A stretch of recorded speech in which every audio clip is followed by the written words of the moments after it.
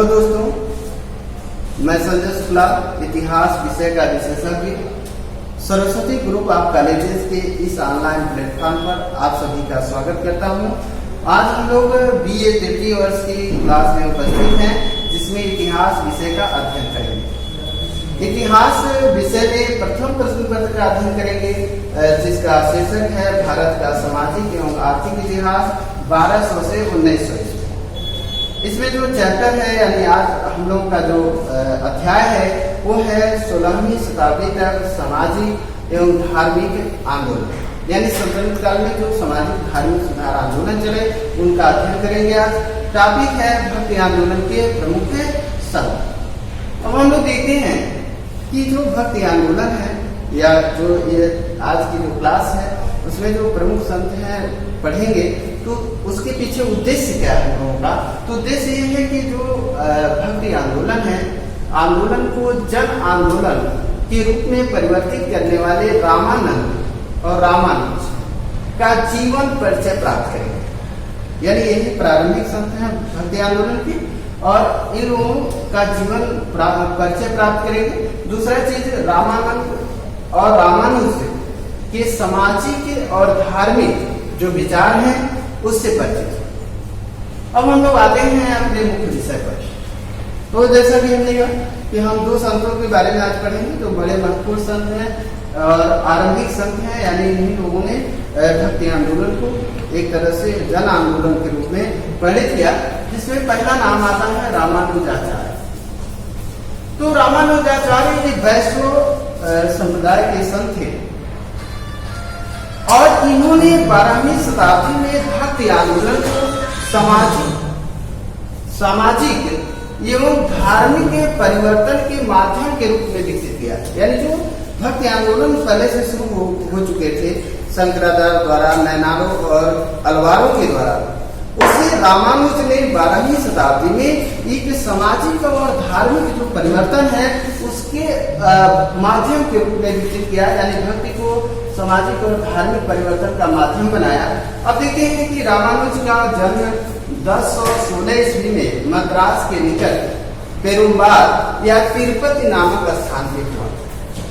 और इनके जो रामानुज हैं ये प्रारंभ में शंकराचार्य के विचारों के अनुयायी थे, लेकिन बाद में इनके विचार बदले और इनके जो प्रथम गुरु बने वो यादव प्रकाश यानी कांजीवरम थे। और इनके जो अंतिम गुरु हैं यमुनाचार्य, इन्हीं से इन्होंने वैष्णव धर्म की शिक्षा ली थी। और वैष्णव धर्म की जब शिक्षा ली थी तो यहीं से ये रामानुजाचार्य शंकर के विचारों से पृथक हो गए और इन्होंने विशिष्टाद्वैतवाद यानी विष्णु के सगुण रूप का प्रचार प्रसार किया और उसी के बारे में इन्होंने अपने धर्म और दर्शन का विकास किया। अब देखें कि जब यमुनाचार्य से इन्होंने शिक्षा प्राप्त कर लिया तो शिक्षा के बाद यमुनाचार्य ने रामानुजाचार्य को भक्ति की महत्ता को स्थापित करने का आदेश दिया। यानी यमुनाचार्य ने रामानुजाचार्य को भक्ति की जो महत्ता है उसको स्थापित करने, उसको प्रचारित और प्रसारित करने का आदेश दिया। उसी के परिणाम स्वरूप रामानुजाचार्य ने भक्ति आंदोलन को जन आंदोलन के रूप में प्रेरित करने का बीड़ा उठाया। अब देखें कि रामानुजाचार्य ने, अब चूंकि उनको भक्ति आंदोलन का प्रश्रय देना था, तो चूंकि उनको अब भक्ति आंदोलन को अगर आगे बढ़ाना है तो शंकराचार्य की जो अद्वैतवाद है, निर्गुण और निराकार जो ब्रह्म का जो दर्शन है उसका खंडन करना जरूरी था। तो उन्होंने शंकर के जो अद्वैतवाद का जो सिद्धांत है, जो दर्शन है, उसका उन्होंने खंडन किया और खंडन करने के बाद उन्होंने एक अपना दर्शन दिया, एक अपने दर्शन का विकास किया, जिसको हम विशिष्टाद्वैतवाद के नाम से जानते हैं। विशिष्टाद्वैतवाद यानी जो रामानुज है वो कह रहे हैं कि ईश्वर निर्गुण और निराकार नहीं है। ईश्वर के दो गुण हैं। दो गुण क्या हैं? चित्त और दूसरा अचित। यानी वो कह रहे हैं कि ईश्वर चित्त और अचित से विशिष्ट है, यानी ईश्वर चित और अचित गुणों से विशिष्ट है। इसीलिए उन्होंने अपने जो ब्रह्म है, जो उनका ब्रह्म है, उसे उन्होंने विशिष्ट कहा। यानी अब उनका इसीलिए विशिष्ट यानी चित और अचित गुणों से विशिष्ट है, इसीलिए जो उनका दर्शन है उसे हम विशिष्टाद्वैतवाद के नाम से जानते हैं। अब हम लोग अब देखें कि जब विशिष्टाद्वैतवाद की स्थापना की तो ये इसमें शंकर ने ज्ञान को बड़ा महत्व दिया था, लेकिन जो रामानुजाचार्य है वह भक्ति को ज्यादा महत्व देते हैं। क्यों देते हैं? क्योंकि चित और अचित से विशिष्ट जो उनका ईश्वर है, ब्रह्म है, वह सगुण है। और चूंकि जो चराचर जगत है, इस चराचर जगत में दो चीजें पाई जाती हैं, एक चित यानी जड़ और अचित यानी चेतना यानी अध्यात्म तत्व। तो कह रहे हैं कि ईश्वर में वो दो चीज है और मनुष्य में भी दो चीज है। तो इससे मनुष्य को ईश्वर को समझने में आसानी हुई और ईश्वर से वो आसानी से जुड़ सका। इसीलिए उन्होंने कहा कि ज्ञान के बजाय भक्ति के द्वारा, समर्पण के द्वारा आप ईश्वर को प्राप्त कर सकते हैं, यानी मोक्ष प्राप्त कर सकते हैं, ईश्वर का अनुग्रह प्राप्त कर सकते हैं। इसीलिए उन्होंने जो शंकर के जो शुष्क धार्मिक पुण्य थी, उसके स्थान पर उन्होंने जो धार्मिक जो विचार हैं उनके रामानुज के, वो कहीं न कहीं जन सामान्य से जुड़ सके, क्योंकि उन्होंने ईश्वर और मानव दोनों को भक्त के माध्यम से, प्रेम के माध्यम से जोड़ने का प्रयास किया। इसमें ज्ञान की बहुत ज्यादा जरूरत नहीं थी। अब देखें कि उन्होंने चूंकि जो रामानुजाचार्य हैं वो एक विष्णु यानी विष्णु और लक्ष्मी के उपासक थे। तो अगर विष्णु और लक्ष्मी के उपासक हैं तो इनका ही प्रचार किए, और प्रचार किए तो इसका मतलब है कि ये वैष्णव मतावलंबी हैं, यानी वैष्णव संत हैं। तो अब इस तरह हम देखें कि ये वैष्णव धर्म का प्रचार प्रसार करते हैं। इन्होंने श्री संप्रदाय की स्थापना की और श्री संप्रदाय की स्थापना की तथा इनकी जो कुछ पुस्तकें हैं जिसको हम लोग जान लेते हैं, जैसे वेदांत संग्रह, वेदांत सूत्र, बादरायण का भाष्य तथा भगवद गीता की व्याख्या। अब रामानुज के सामाजिक विचार का, तो इसके बारे में हम लोग जाने कि जो रामानुज हैं ये पहले संत हैं कि जिन्होंने भेदभाव से रहित होकर के निम्न जात के लोगों को ईश्वर से जोड़ने का माध्यम भक्ति को माना और उनको भी कहीं न कहीं मोक्ष प्राप्त करने का अधिकार उन्होंने प्रदान किया। रामानुज ने कहा कि जो समाज है इसमें दो वर्ग है, एक उच्च वर्ग है और दूसरा निम्न वर्ग है। निम्न वर्ग जिसमें शूद्र हैं और ऐसे हीन शिल्प अपनाने वाले लोग हैं कि जो लोग सामाजिक और धार्मिक रूप से भेदभाव से त्रस्त हैं और इस्लाम की ओर कहीं न कहीं वो अपनी रुझान रखते हैं या इस्लाम में परिवर्तित हो रहे हैं। तो उन्होंने कहा कि नहीं, सबको हिंदू समाज के अंदर रखने के लिए उन्होंने दो माध्यमों को बताया। एक बताया कि जो उच्च वर्ण है यानी ब्राह्मण है और उसे क्या करना चाहिए कि वेद पढ़ना चाहिए, मंदिर और सारे मैंने जो साधन पहले से ईश्वर तक पहुंचने के हैं उसका अनुसरण कर सकता है। और जो निम्न वर्ग है, जो शूद्र है, जिसे मंदिर में प्रवेश की इजाजत नहीं है या उसे धार्मिक सामाजिक अधिकार नहीं है, उसे वह भक्ति के माध्यम से ईश्वर से जुड़ सकता है। तो उन्होंने दो धाराएं बताई जो ईश्वर से जुड़ने की, एक तो उच्च वर्ग के लिए और दूसरा निम्न वर्ग के लिए। इसीलिए हम लोग देखें कि उन्होंने जो शूद्र हैं उन्हें मोक्ष प्राप्त करने का साधन वो मानते हैं कि शूद्र, कोई भी शूद्र मोक्ष तभी प्राप्त कर सकता है कि जब उसे गुरु के आदेशों के प्रति पूर्ण आस्था, यानी अगर गुरु के आदेशों का वो पालन करे, उसके प्रति अगर समर्पण रखे तो ईश्वर को प्राप्त कर सकता है और वो मोक्ष प्राप्त कर सकता है, यानी ईश्वर का अनुग्रह प्राप्त करके मोक्ष प्राप्त कर सकता है। तो ये देखें कि रामानुज ने माना कि जो निम्न वर्ग के लोग हैं वो सिंपली यानी गुरु के प्रति समर्पण और उसके आदेशों का पूर्ण रूप से पालन करके ईश्वर का अनुग्रह प्राप्त कर सकता है।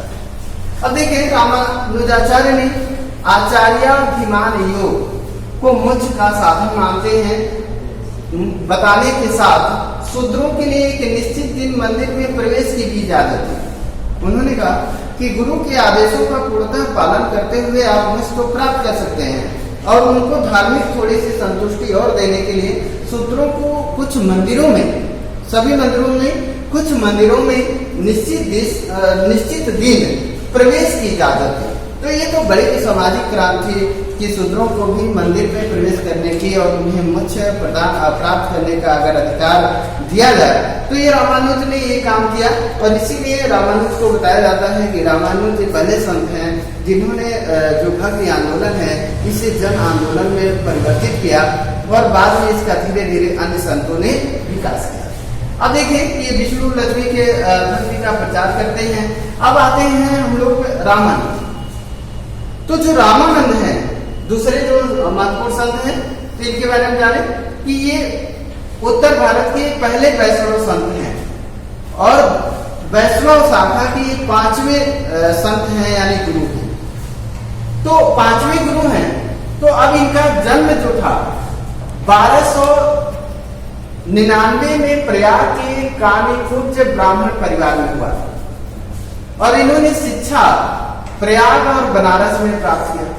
रामानंद के गुरु राघवानंद श्री संप्रदाय की एक महान संत थे, जिनसे इन्होंने शिक्षा दीक्षा ग्रहण की, यानी वैष्णव धर्म के बारे में इन्होंने उनसे ज्ञान प्राप्त किया।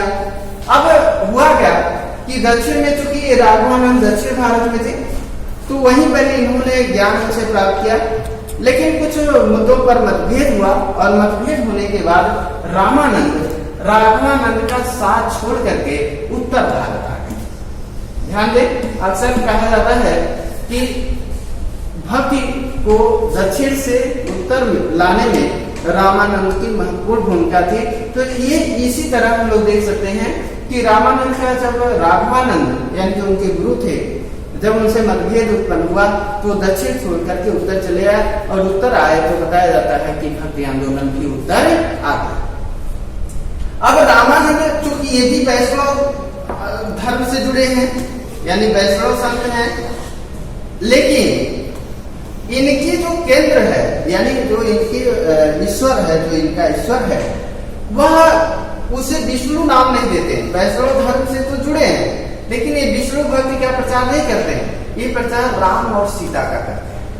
अब राम और सीता का अगर करते हैं तो इसके पीछे क्या है कि उनका उद्देश्य था कि ऐसे लोगों को ऐसे इष्ट का प्रचार किया जाए कि जो जन सामान्य में लोकप्रिय हो और ज्यादा उससे लोग जुड़ सके। तो उस समय देखा जाए तो राम एक आदर्श चरित्र थे, और वो कहीं न कहीं जन सामान्य के बीच लोकप्रिय थे। इसीलिए रामानंद ने विष्णु के बजाय राम और सीता की भक्ति का प्रचार प्रसार किया। यहाँ ये बात ध्यान देने योग्य। अब देखिए कि राम और सीता हैं ये केंद्र में। रामानुज ने भक्ति को एकमात्र मोक्ष का साधन बना। देखिए थोड़ा सा और विकास हो गया। यहाँ भक्ति आंदोलन रामानंद कह रहे हैं कि एकमात्र मोक्ष का साधन क्या है? भक्ति है। यानी भक्ति के द्वारा ये बता रहा है कि कहीं न कहीं कर्म और ज्ञान आपके अवरुद्ध हो चुके हैं और अधिकांश जनसंख्या इससे वंचित है। तो सभी के लिए उन्होंने कहा कि एकमात्र जो साधन के रूप में अगर कोई भी अपनाता है भक्ति को तो आसानी से मोक्ष प्राप्त कर सकता है। अब देखिए कि रामानंद के सामाजिक विचार। तो चूंकि रामानुज के शिष्य हैं तो रामानुज ने सभी वर्गों को कहीं न कहीं उन्होंने मोक्ष का अधिकार देने का प्रयास किया था। उसे थोड़ा सा ये विस्तार करते हैं और पांचवें संत हैं वैष्णव धर्म के। तो इन्होंने वर्ण और जाति, यानी ध्यान दें कि रामानुज ने भी वर्ण व्यवस्था और जाति व्यवस्था को तोड़ने की बात नहीं कही। तो अगर उन्हीं के शिष्य, उन्हीं के बाद ये वैष्णव धर्म के संत हैं, पांचवें संत हैं, तो इन्होंने भी वर्ण और जाति को स्वीकार नहीं किया। ध्यान देने वाली बात है कि रामानुज और रामानंद ने वर्ण और जाति व्यवस्था को अस्वीकार नहीं किया, यानी उसको तोड़ने की बात ही नहीं की, लेकिन उन्होंने पैरेलल व्यवस्था दी। पैरेलल व्यवस्था मैंने अपने विचारों को उदार बना दिया। और उदार बनाने के साथ उन्होंने समाज के सभी वर्गों को मोक्ष का साधन भक्ति के रूप में प्रशस्त किया कि आप भक्ति के द्वारा बिना मंदिर गए, बिना मूर्ति पूजा के, बिना किसी कर्मकांड के आप ईश्वर का भजन करके उसका अनुग्रह प्राप्त कर सकते हैं। इसीलिए देखें कि रामानंद के जो शिष्य थे वो सभी वर्गों से थे। यानी अगर उनके 12 शिष्यों को देखा जाए तो 12 शिष्यों में से अधिकांश जो उनके शिष्य हैं वो निम्न जात के हैं और किसी न किसी व्यवसाय से जुड़े हुए थे। अब देखिए तो शूद्रों को उन्होंने बनाया। दूसरी चीज, महिलाओं के भी धार्मिक अधिकारों के लिए उन्होंने आंदोलन चलाया और जिसका परिणाम ये है कि उनकी 2 शिष्याएं भी थी, क्योंकि वो मानते थे कि कहीं कहीं महिला को भी सामाजिक और धार्मिक अधिकार मिलना चाहिए, क्योंकि सल्तनत काल में महिलाओं के धार्मिक और सामाजिक अधिकारों को भी सीमित किया गया। तो उन्होंने महिलाओं को भी अपना शिष्य बनाया, जिसमें पद्मावती और सुरसेन। तो शूद्र और जो शूद्र हैं और महिला हैं, इनको भी मोक्ष का या सामाजिक और धार्मिक अधिकार देने की जबरदस्त वकालत किया रामानंद ने, जबरदस्त उसके लिए आंदोलन चला। अब देखिए रामानंद ने बिना भेदभाव के वैष्णव धर्म के दरवाजे सभी जातियों के लिए खोल दिए। तो अब यहाँ जाति और वर्ण का भले वो समर्थन करते हैं, लेकिन इससे कोई मतलब नहीं है, क्योंकि यहाँ पे वो सभी को मोक्ष का अधिकारी मानते हैं। और उनके जो अधिकांश शिष्य हैं, यानी जो 12 शिष्य थे, उसमें उच्च वर्ण के अतिरिक्त कुछ ऐसे निम्न जात के लोग थे, जैसे धन्ना, ये जाट था, सेना, नाई, रैदास, चमार, कबीर, दुलाहा, यानी देखिए व्यवसाय भी कर रहे हैं और ईश्वर का अनुग्रह भी प्राप्त कर रहे हैं। यानी व्यवसाय से पृथक होकर के ईश्वर के अनुग्रह की बात भक्ति आंदोलन के संतों ने नहीं किया। ये सबसे महत्वपूर्ण बात है। तो ये देखें कि सभी जात के लोग इनके शिष्य बने। अब देखिए कि रामानंद परमात्मा के प्रति पूर्ण प्रेम और मानव बंधुत्व में गहरी आस्था रखते थे। यानी उनका ये था कि ईश्वर के प्रति आप पूर्ण प्रेम और मानव बंधुत्व, ये दोनों बड़े चीजें थी, यानी इसकी आवश्यकता थी। इसीलिए रामानंद ने इसका प्रचार प्रसार किया। रामानंद प्रथम वैष्णव संत हैं जिन्होंने अपने विचारों का प्रचार हिंदी भाषा में। ध्यान देने की बात है कि रामानंद ने हिंदी भाषा में अपने धर्म का विचारों का प्रचार किया, जिससे क्या हुआ कि जो धर्म है या संतों की जो भाषा है, जो शास्त्रीय भाषा थी संस्कृत, उसके स्थान पर क्षेत्रीय भाषा को प्रश्रय मिला। कहीं कहीं उसके उन्नयन का मार्ग प्रशस्त हुआ। इस तरह देखें तो जो हिंदी है वो कहीं न कहीं राष्ट्रीय चेतना के केंद्र में स्थापित होने। अब देखिए कि जब हिंदी में या क्षेत्रीय भाषा में अगर उन्होंने धर्म प्रचार किया तो इसका 2 प्रभाव पड़ा। एक तो आचार्यों का उपदेश जन साधारण तक आसानी से पहुंच जाता था। यानी संत जिस क्षेत्र में अपना आंदोलन, अपने विचार को प्रचारित करते थे, वहां की स्थानीय भाषा में अपना उपदेश देते थे, जिससे जनता संत के विचारों से आसानी से जुड़ जाती। दूसरा, हिंदी भाषा के विकास को गति मिला और इस जो हिंदी है वो शास्त्रीय विद्या यानी संस्कृत, यानी जो कहने का मतलब कि जो उच्च भाषा थी उससे हिंदी मुक्त हो गई, यानी उसकी दास्ता से मुक्त हो गई और जन सामान्य की जो भाषा है वो हिंदी के रूप में स्थापित होने लगी। अब देखिए कि रामानंद भक्ति आंदोलन को जनवादियों को प्रदान करने के साथ शूद्रों और स्त्रियों की स्थिति में सुधार का मार्ग प्रशस्त किया। अस्पृश्यता की जड़ों को कमजोर करने एवं भक्ति तथा व्यक्ति, ध्यान दें कि भक्ति को भी समाज के केंद्र में लाया, यानी ये लोगों के मोक्ष का माध्यम था। दूसरा, व्यक्ति की महत्ता को भी स्थापित किया, क्योंकि व्यक्ति इस समय सल्तनत काल में हताशा और निराशा की स्थिति में था। एक तरह से अकर्मण्य बना हुआ था। उसे ये नहीं लग रहा था क्योंकि उसके सामाजिक, धार्मिक और आर्थिक राजनीतिक अधिकार जो हिंदुओं के थे अधिकांश छीन लिए गए थे या कम थे। तो एक निराशा के माहौल से भी निकालने के लिए व्यक्ति को उन्होंने आगे किया। दूसरा चीज, रामानंद अपने भेदभाव रहित विचारों के बावजूद, यहाँ ध्यान दें कि यहाँ दोहरा चरित्र दिख रहा है रामानंद का।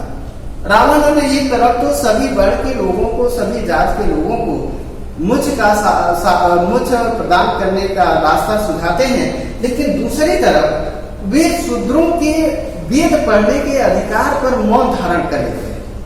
यानी कहीं न कहीं वो वर्ण आधारित जो स्वधर्म है, जो वर्ण के जो विशेषाधिकार हैं, उसको तोड़ने की वो कभी बात ही नहीं करते। इसलिए हम लोग देखें तो जो रामानंद के विचार हैं उसमें शंकर जो रामानुज के जो विचार हैं उससे ये थोड़ा सा आगे की बात करते हैं। और यहाँ देखें कि रामानंद के जो विचार हैं निर्गुण और सगुण दोनों का मिश्रण है। अब दोनों का अगर मिश्रण है तो आप देखेंगे कि रामानंद ने जिस भक्ति आंदोलन का उत्तर भारत में प्रचार प्रसार किया वो दो शाखाओं में विभाजित आपको दिखाई देगा। आगे उसका जो विकास होगा दो धाराओं में होगा, एक निर्गुण विचारधारा और दूसरा सगुण विचारधारा।